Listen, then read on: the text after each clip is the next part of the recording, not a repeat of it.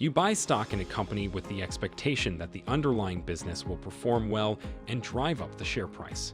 When you invest money into an index fund, you hope that the market as a whole will do well and cause all of the companies in it to rise in value, thus increasing the value of your index fund holding. That sums up the difference between stocks and index funds. Now let's dive into the details. Investing in an index fund versus picking stocks yourself.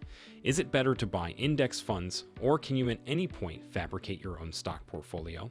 There are numerous reasons why picking one of these options might be better for you. Whether you are a novice investor or an experienced one may also play a role.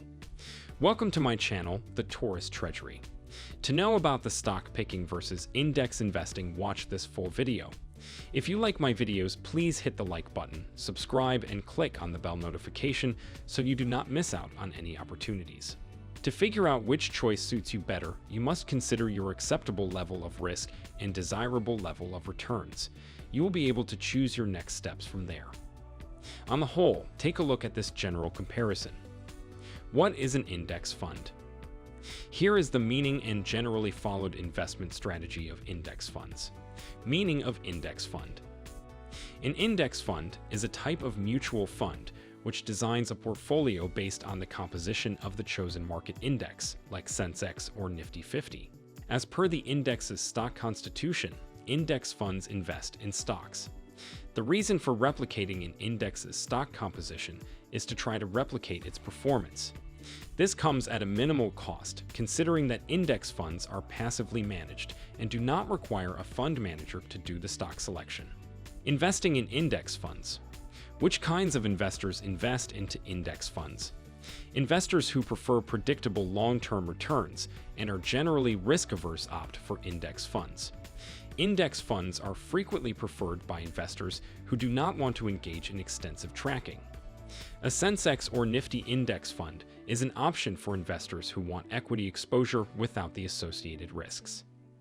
How they track different benchmarks. An index fund tracks the chosen benchmark index by building a composition of stocks in the same proportion as the index.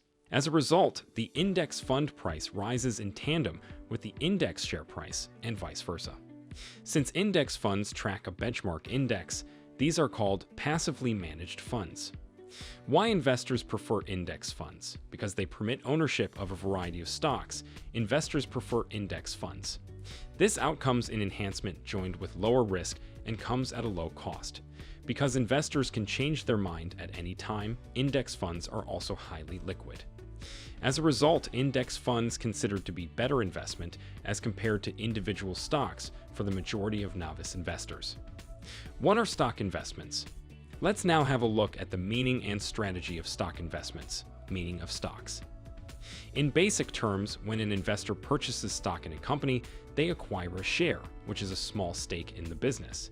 Investors invest in stocks of companies that they believe will increase in value. If the value of a company rises, the company's stock price increases as well. The investor can then sell the stock for a profit. Investing in stocks. What kind of returns do stocks offer? Stock returns can be gauged from the long-term performance trends of the specific stock. At the point when investors put their money in a stock, they anticipate that price appreciation and profits should acquire benefits. Stock returns can also be negative depending on a variety of factors, including the performance of the company, the business segment, market trends, and so on. How investors have benefited from stock investments. Soaring share prices have a tendency to attract more investors, who prefer to make quick profits through stocks rather than wait for long-term returns from mutual funds. However, stock market trends show that investors who have remained invested in stocks for the long term tend to gain positive returns as compared to short-term investors. Risk of stock investments. Direct stock investments carry a number of risks, including company risk, market risk, tax, regulation changes, inflation, and others. Equity investments frequently adhere to the high-risk, high-return concept.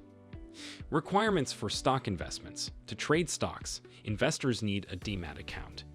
Every stock purchase or sale comes with a brokerage fee as well. As a result, stock investments may ultimately cost more than index funds.